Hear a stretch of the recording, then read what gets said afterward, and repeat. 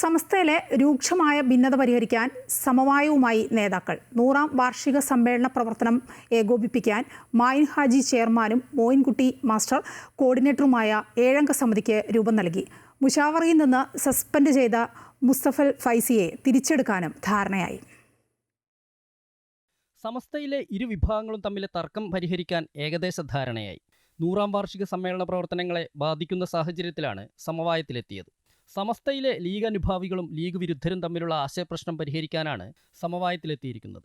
സാദിഖ് അലി ശിഹാബ് തങ്ങളും ജിഫ്രി തങ്ങളും P K കുഞ്ഞാലിക്കുട്ടിയും ഉൾപ്പെട്ട സമിതി മഞ്ചേരിയിൽ യോഗം ചേർന്നിരുന്നു. 100ാം വാർഷിക സമ്മേളനം ഐക്യത്തോടെ മുന്നോട്ട് കൊണ്ടുപോകാനാണ് ഇപ്പോൾ കോർഡിനേഷൻ കമ്മിറ്റിക്ക് രൂപം നൽകിയത്. മുസ്ലിം ലീഗിന്റെയും സമസ്തയുടെയും ഭാരവാഹിയായ MC മായിൻ ഹാജിയാണ് സമിതിയുടെ ചെയർമാൻ.